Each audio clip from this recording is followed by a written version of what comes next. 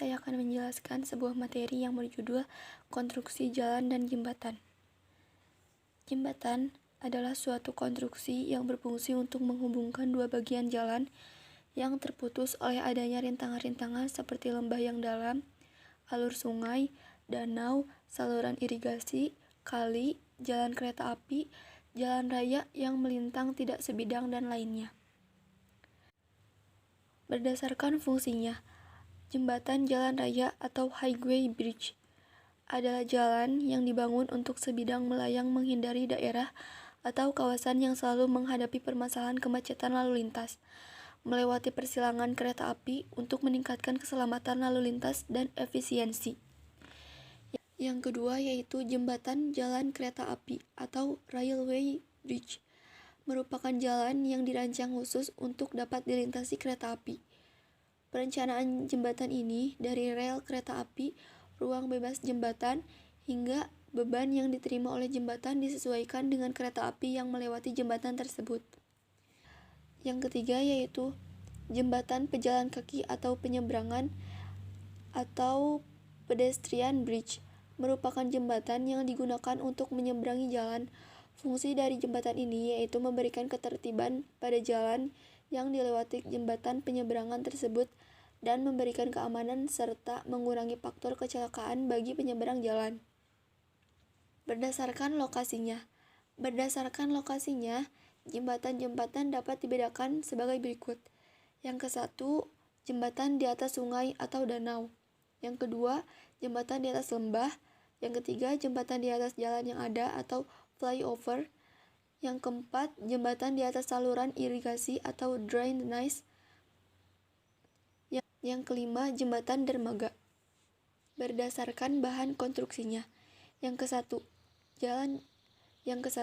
jembatan kayu atau log bridge. Jembatan kayu merupakan jembatan sederhana yang mempunyai panjang relatif pendek dengan beban yang diterima relatif ringan.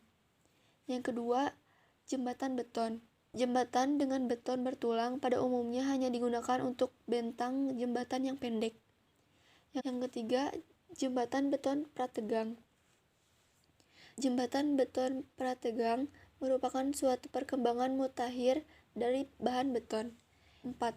Jembatan baja. Jembatan baja pada umumnya digunakan untuk jembatan dengan bentang yang panjang dengan beban yang diterima cukup besar.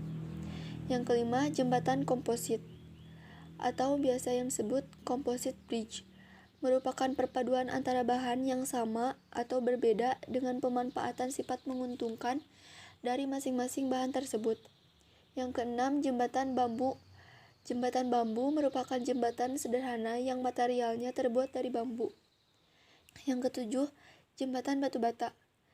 Jembatan batu bata merupakan struktur atas dan struktur bawah dibuat dari pasangan batu kali atau batu merah. Berdasarkan tipe konstruksinya, jembatan dapat dibedakan menjadi beberapa macam, yaitu 1. Jembatan plat, 2. Jembatan plat berongga, 3. Jembatan gelagar, 4. Jembatan rangka, 5. Jembatan pelengkung, 6. Jembatan gantung, 7. Jembatan kabel, 8. Jembatan cantilever. Berdasarkan letak lantai. Klasifikasi jembatan menurut letak lantai jembatan. 1. Jembatan lantai atas yaitu jembatan di mana posisi lantai jembatan sebagai tempat lalu lintas kendaraan terletak di sisi atas struktur utama jembatan. Yang kedua, jembatan lantai bawah, yaitu jembatan di mana posisi lantai jembatan sebagai tempat lalu lintas kendaraan terletak di sisi bawah struktur utama jembatan. Yang ketiga, jembatan lantai tengah, yaitu jembatan di mana posisi lantai jembatan sebagai tempat lalu lintas kendaraan terletak di sisi tengah struktur utama jembatan. Keempat, jembatan lantai ganda, yaitu jembatan di mana sisi atas dan sisi bawah dari jembatan digunakan untuk lalu lintas kendaraan. Berdasarkan panjang bentang. Berdasarkan panjang bentangnya, jembatan dibagi menjadi 4. Yang ke-1, jembatan dengan bentang pendek, kurang dari 40 meter. Yang kedua, jembatan dengan bentang menengah antara 40 meter sampai 125 meter. Yang ketiga, jembatan dengan bentang panjang lebih dari 125 meter.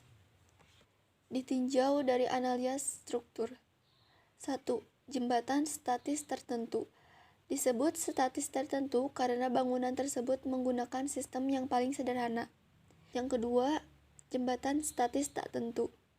Dikatakan statis tak tentu ialah jika suatu struktur tidak bisa diselesaikan dengan hanya pertolongan persamaan keseimbangan.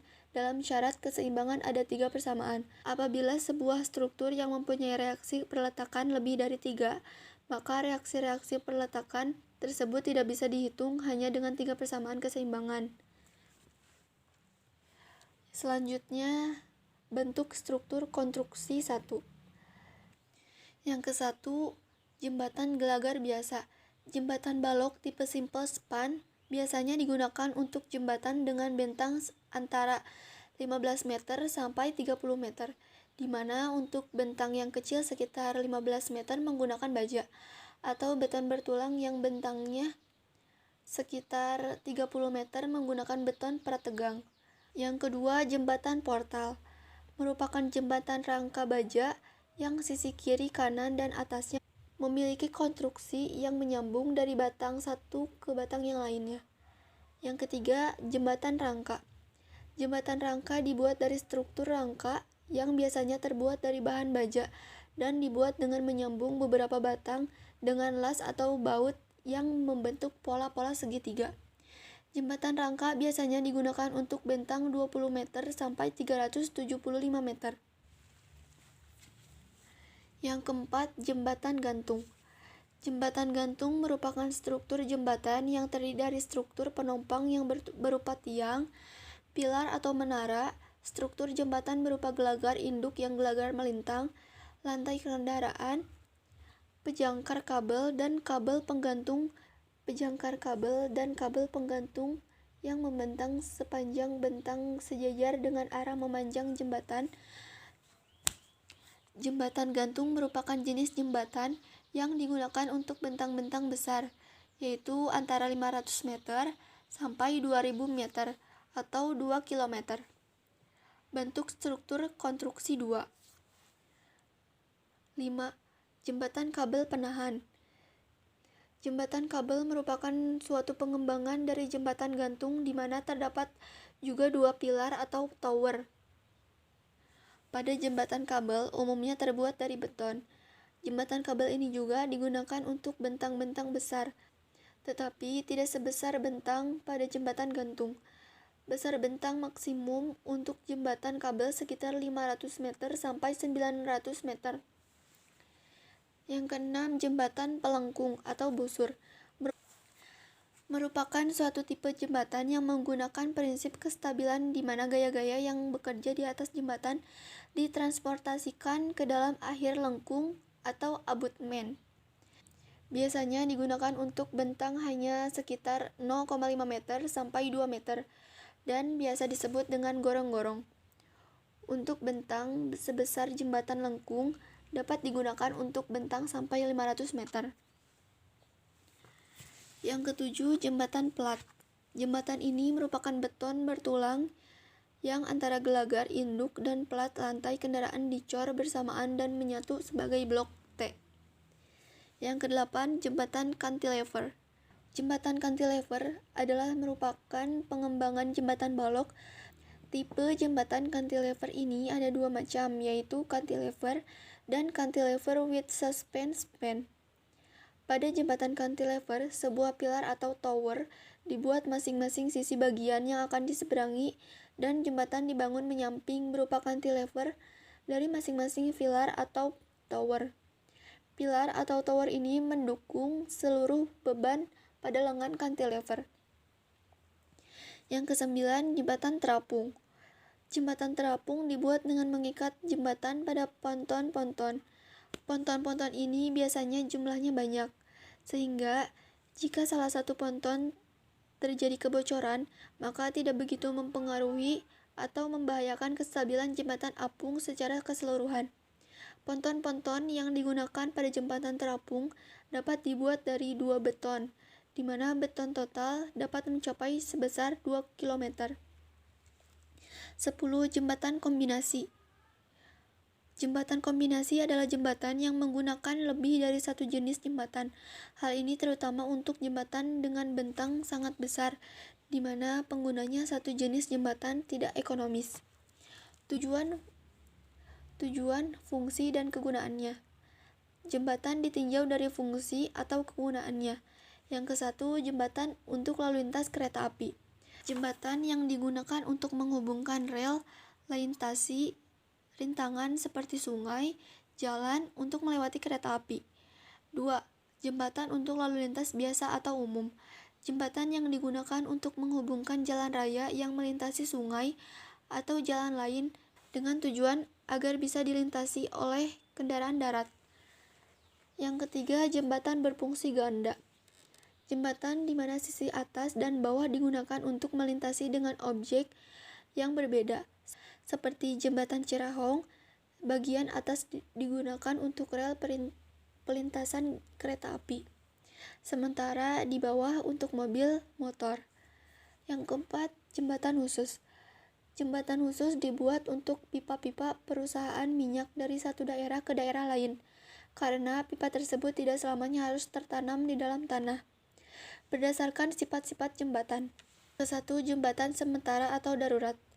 Dikatakan jembatan sementara atau darurat karena jembatan tersebut diperuntukkan dan dibangun pada keadaan tertentu.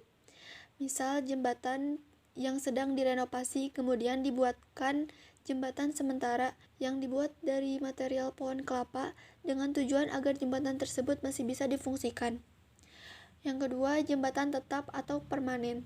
Jembatan dikatakan tetap atau permanen ialah jembatan yang dirancang untuk keberadaannya dapat dimanfaatkan terus atau sesuai umur rencana jembatan atau tidak terikat waktu. Jembatan ini berupa jembatan kayu, jembatan baja, jembatan beton bertulang. Yang ketiga, jembatan bergerak. Disebut jembatan bergerak karena jembatan tersebut dirancang dapat dipindahkan atau dapat dibuka untuk jalur air yang amat atau watercrafts atau jembatan yang dapat diputar. Dibuka ditutup seperti jembatan yang melintasi sungai atau lautan yang bisa dibuka untuk kapal lewat. Berdasarkan kelas bina warga, formasi lantai kendaraan, bidang yang dipotong, dan menurut lokasi. Klasifikasi jembatan menurut kelas bina marga. Yang ke-1, jembatan kelas standar. Merupakan jembatan kelas standar dengan perencanaan 100% muatan T dan 100% muatan D. Yang kedua, jembatan kelas substandar. Merupakan jembatan kelas standar dengan perencanaan 700% muatan T dan 700% muatan D. Yang ketiga, jembatan kelas low standar. Merupakan jembatan kelas standar dengan perencanaan 500% muatan T, 500% muatan D. Selanjutnya, klasifikasi menurut formasi lantai kendaraan. Yang ke-1, jembatan lantai atas. Yang kedua, jembatan lantai tengah. Yang ketiga, jembatan lantai bawah. Yang keempat, jembatan double deck. Klasifikasi menurut bidang yang dipotongnya. Yang ke-1, jembatan tegak lurus. Yang kedua, jembatan lurus atau straight bridge. Yang ketiga, jembatan menceng, square bridge. Yang keempat, jembatan lengkung atau curved bridge. Klasifikasi menurut lokasi. Yang ke-1, jembatan biasa. Yang kedua, jembatan viadak. Yang ketiga, jembatan layang atau overbridge atau roadway crossing. Yang keempat, jembatan kereta api.